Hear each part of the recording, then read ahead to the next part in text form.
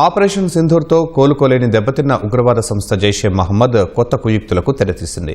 కొత్త పన్నాగాల్లో భాగంగా తొలిసారి మహిళా బ్రిగేడ్ను ఏర్పాటు చేసినట్లు తెలుస్తోంది. ఈ బ్రిగేడ్ ద్వారా జైషే మహమ్మద్ తన నెట్వర్క్ను విస్తరించుకోవడం సహా మహిళలను ఆత్మాహుతి దాడులకు సిద్ధం చేయనున్నట్టు సమాచారం. పహల్గాం దాడికి ప్రతీకారంగా ఆపరేషన్ సింధూర్ పేరుతో భారత సైన్యం జరిపిన దాడిలో జైషే మహమ్మద్ కకావికలమైంది. ఈ ఊహించని దెబ్బ నుంచి కోలుకొని తిరిగి తన నెట్వర్క్ను విస్తరించేందుకు కుటిల పన్నాగాలకు జైషే తెరతీసినట్టు నిఘా వర్గాలను ఉటంకిస్తూ పలు ఆంగ్ల మీడియా కథనాలు వెల్లడించాయి. కుయుక్తుల్లో భాగంగా తొలిసారి ఉగ్రముఠాలో ప్రత్యేకంగా మహిళా బ్రిగేడ్ను జైషే మహమ్మద్ ఏర్పాటు చేసినట్లు సమాచారం. ఈ బ్రిగేడ్కు జమాత్ ఉల్ మామినాత్ పేరు పెట్టినట్టు తెలుస్తోంది. బహవల్పూర్లోని జైషే కేంద్రం ఇప్పటికే నియామకాలు ప్రారంభమైనట్టు ఆ కథనాలు పేర్కొన్నాయి. ఈ కొత్త యూనిట్ కు మసూద్ అజార్ సోదరి సాదియా అజార్ నేతృత్వం వహించనున్నట్టు తెలిపాయి.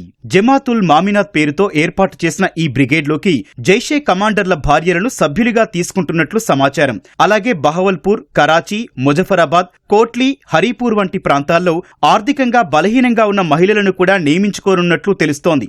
దీని ద్వారా ఇప్పటికే మహిళలకు శిక్షణ ఇచ్చి ఆత్మాహుతి దాడులకు వాడుకుంటోన్న ఐసిస్, బోకోహరాం, హమాస్ వంటి ఉగ్రముఠాల పంథాలో వెళ్లేందుకు జైషే సిద్ధమైనట్లు తెలుస్తోంది. ఆపరేషన్ సింధూర్లో భారత్ జరిపిన దాడుల్లో జైషే కేంద్రం ధ్వంసమవడమే కాక మసూద్ అజర్ కుటుంబానికి చెందిన 10 మంది మృతి చెందారు. ఈ విషయాన్ని ఇటీవల జైషే కమాండర్ కూడా ధృవీకరించాడు.